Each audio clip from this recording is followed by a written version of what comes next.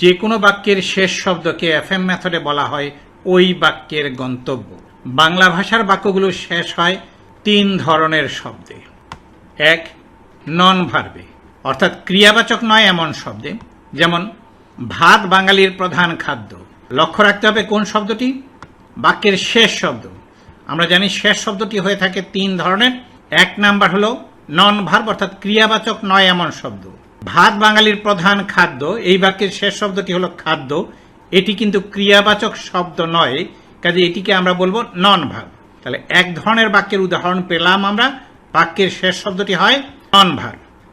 দ্বিতীয় উদাহরণ হলো বাক্যের শেষ শব্দটি হবে ভার্ব, অর্থাৎ বাক্যটি শেষ হবে ভার্বে, অর্থাৎ ক্রিয়াবাচক শব্দে। যেমন বাঙালিরা ভাত অধিক পছন্দ করেন, এই বাক্যের শেষের শব্দটি হলো পছন্দ করা, এটি ক্রিয়াবাচক শব্দ। কাজেই দ্বিতীয় উদাহরণ আমরা পেলাম, বাংলা বাক্যের শেষ শব্দ হতে পারে ক্রিয়াবাচক শব্দ।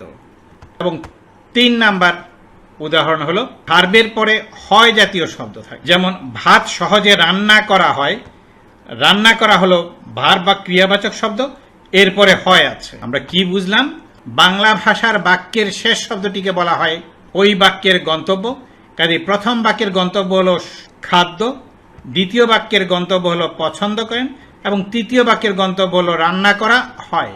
এই 3টি বাক্যের শেষ শব্দটি কিন্তু 3 ধরনের হয়েছে। প্রথম বাক্যের শেষ শব্দটি অর্থাৎ গন্তব্য হলো নন ভার্বে, দ্বিতীয় বাক্যের শেষ শব্দটি অর্থাৎ গন্তব্য হলো ভার্বে, এবং তৃতীয় বাক্যের শেষ শব্দটি অর্থাৎ গন্তব্য হলো ভার্বের পরে হয় জাতীয় শব্দে।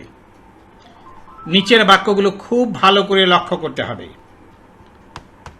বাক্যগুলোর টেন্স, কাইন্ডস অফ সেন্টেন্স এবং কনস্ট্রাকশন অফ সেন্টেন্স নির্ণয় করতে হবে। 1, প্রচলিত ইংরেজি শিক্ষা পদ্ধতি আমাদের সিংহভাগ শিক্ষার্থীর ইংরেজিতে ব্যর্থতার জন্য দায়ী। এই বাক্যের শেষ শব্দটি হলো নন ভার্ব। এই বাক্যটি কোন টেন্সের সেটি নির্ণয় করতে হবে। কাইন্ডস অফ সেন্টেন্সের দিক থেকে এই বাক্যটি কোন ধরনের সেটি নির্ণয় করতে হবে, এবং কনস্ট্রাকশন অফ সেন্টেন্সের দিক থেকে এই বাক্যটি কোন ধরনের সেটি নির্ণয় করতে হবে। দ্বিতীয় বাক্যটি হলো প্রচলিত ইংরেজি শিক্ষা পদ্ধতি আমাদের সিংহভাগ শিক্ষার্থীদের ইংরেজিতে ব্যর্থ করে। এটি কোন টেন্স, কাইন্ডস অফ সেন্টেন্স এবং কনস্ট্রাকশন অফ সেন্টেন্সের দিক থেকে এটি কোন ক্যাটাগরি সেটি নির্ণয় করতে হবে। তৃতীয় বাক্যটি হলো প্রচলিত ইংরেজি শিক্ষা পদ্ধতি দ্বারা আমাদের সিংহভাগ শিক্ষার্থীকে ইংরেজিতে ব্যর্থ করা হয়। ব্যর্থ করা হলো ভার্ব বা ক্রিয়াবাচক শব্দ এবং এরপরে হয় আছে। এই বাক্যেরও টেন্স, কাইন্ডস অফ সেন্টেন্স এবং কনস্ট্রাকশন অফ সেন্টেন্স নির্ণয় করতে হবে। তোমরা কিন্তু গ্রামার শিখে টেন্স শিখেছ, কাইন্ডস অফ সেন্টেন্স শিখেছ, কনস্ট্রাকশন অফ সেন্টেন্স শিখেছ, কিন্তু অন্যদিকে দেখো এফএম মেথডে তোমাকে যা শিখতে হবে তা হলো বাক্যের শেষের শব্দটি কোন ধরনের। প্রথম শব্দটি দায়ী, এটি নন ভার্ব, দ্বিতীয় শব্দটি ব্যর্থ করে, এটি ভার্ব, এবং তৃতীয় শব্দটি ব্যর্থ করা হয় ভার্বের পরে হয় জাতীয় শব্দ। টেন্সের দৃষ্টিতে দেখলে উপরের প্রতিটি বাক্য হলো প্রেজেন্ট ইনডেফিনিট টেন্স ভুক্ত।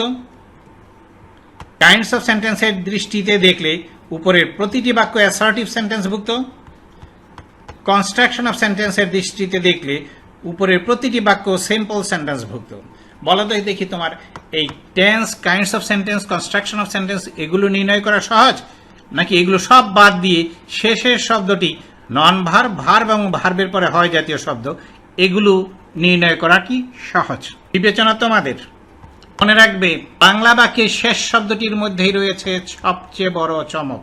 আর সেটি কিন্তু মনে রাখবে যখন তুমি এফএম মেথড বুঝবে তখন জানবে টেন্স গ্রামার নয়, বরং বাংলা বাক্যের শেষ শব্দটি ইংলিশ সেন্টেন্সের গঠনকে নিয়ন্ত্রণ করে।